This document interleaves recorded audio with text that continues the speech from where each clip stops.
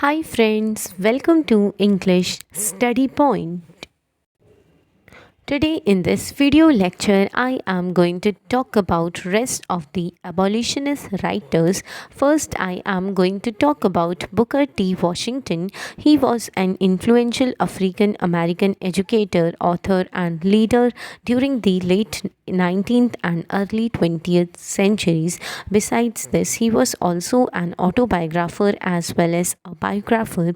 He was born on April 5 in this year 1856 in Halesford, which is situated in Virginia. He was born as a slave and rose to become a founder of Tuskegee Institute, which is situated in Alabama, which is also now known as Tuskegee University. He transformed this institution into a leading educational center for African Americans, focusing on practical skills and vocational training. After the emancipation of slaves, Washington went on to a significant impact on the lives of African American through his writings, speeches, and work as an educator. So his writings focused on the issues of leadership and public visibility. Booker T. Washington during his lifetime published lot many great works, and those works include first The Future of the American Negro, published in the year 1899. This is a sort of collection of essays. In these essays, Washington discusses the progress and challenges of African Americans and proposes strategies for achieving equality and social justice. He at the same time tried to give ideas on the history of slavery and freedom of Africa Americans and the need for education. Another work titled as The Story of My Life and Work, published in the year 1900. So this is a book where Washington recounts his life experiences, emphasizing the importance of education and vocational training for African Americans. Next is Up from Slavery, which was published in the year 1901. Washington, this is a sort of Washington's autobiography which details his journey from slavery to becoming one of the most prominent leaders in the African American community. This work first published as a serial in Outlook, which is a Christian newspaper in New York, and is regarded as the last great slave narrative. In this work, he tries to give account of his experience of rising up from slavery through education and establishing vocational schools for blacks to instill dignity and good breeding into students. Next work is Character Building, which came in the year 1902. Another work is Working with the Hands, published in the year 1904. The Negro in the South, published in the year 1907. There is an important fact to note here that this work is co written with the sociologist W.E.B. Du Bois. Another work is The Negro in Business, came in the year 1907. In this book, Washington emphasized the importance of economic independence for African Americans and provided guidance for starting and managing business. Next is The Men Farthest Down, published in the year 1912, co written with Robert E. Park.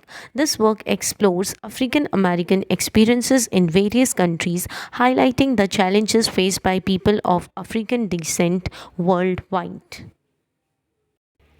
These are names of some prominent white women abolitionists and suffragists, which include Susan B. Anthony, Elizabeth Cady Stanton, Lucretia Mott, Lucy Stone, Sojourner Truth, Harriet Beecher Stowe, Angelina Grimm, Sarah Grimm, Alice Paul, Carrie Chapman Catt, Mary Church Terrell, Frances Allen Watkins Harper, Matilda Jocelyn Gaze, Lucy Burns, Elizabeth Blackwell, Mary Grew, Garrett Smith, Lydia Maria Child, Martha Coffin Ritt. So, these women played key roles in both the abolitionist movement to end slavery and the suffragist movement to secure women's right to vote. Here I am going to talk about women's suffragette movement, also known as suffragette movement. So it is a fight to win the right to vote for women. It was a social and political campaign advocating for women's right to vote. First suffragette group, titled as Women's Social and Political Union, was founded by Emmeline Pankhurst in the year 1903 in Britain. So the movement emerged in the late 19th and early 20th centuries and gained momentum in countries such as UK, United States, Canada. Suffragettes, in order to get their demand fulfilled, they try to adopt various strategies which includes peaceful protests, demonstrations, hunger strikes and civil disobedience to draw their attention to their cause and demand for political equality. During women's suffragette movement, women revolted against the concept of true womanhood, which defines the woman as pious, submissive wife and mother. Finally, on 18 August 1920, women were given the right to vote. So they granted right to vote and participate in democratic processes. This movement played a crucial role in advancing women's rights and challenging gender inequalities in society in this way. Now I am talking about Seneca Falls Convention. So it was this particular form of convention occurs as a result of women's suffragette movement and abolitionism. Women Rights Convention, it is a sort of women rights convention which is held in Seneca Falls, New York in July 1848. In the year 1848, a group of abolitionists and reformers led by Elizabeth Cady Stanton and Lucretia Mott met at Seneca Falls, situated in New York, to discuss women's rights. So the convention was organized by Elizabeth Cady Stanton and Lucretia Mott, along with other influential women of the time, and attended by around 300 people, both men and women. The convention focused on discussing and advocating for women's rights, including suffragette property rights, education, and employment opportunities. They asserted that women are autonomous individuals and have political identities too. Then, the attendees, guided by Stanton's Declaration of Sentiments, drafted a list of resolution which is modeled after American Declaration of Independence. So they produced a Declaration of Sentiments which is modeled on Declaration of Independence, which demands equal rights and legal protection for women. Here I am going to discuss consequences of women's suffragette movement. So the 14th Amendment of the Constitution, which is there in 1868, extended protection to all citizens. The 15th Amendment happened in 1870, guaranteed black men the right to vote. So in this amendment, women suffragettes refused to support the 15th Amendment and pushed for universal voting rights.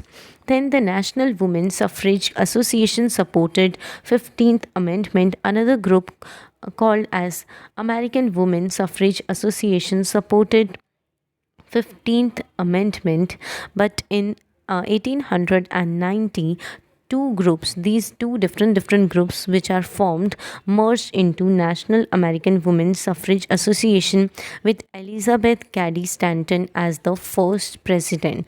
Then new generation of suffragettes emerged. They did not argue for equality of men and women, but asserted women were different from men. They made domesticity a political virtue or issue. They also argued for a maternal commonwealth. Finally, on 18 August 1920, all women were granted voting rights in America by the 19th century. And on 2nd November 1920, more than 8 million American women voted in election for the first time. All this happened as a result of suffragette movement. Then with this video lecture ends here. Hope this video lecture will help you in your UGC NET English Literature exams. Thank you.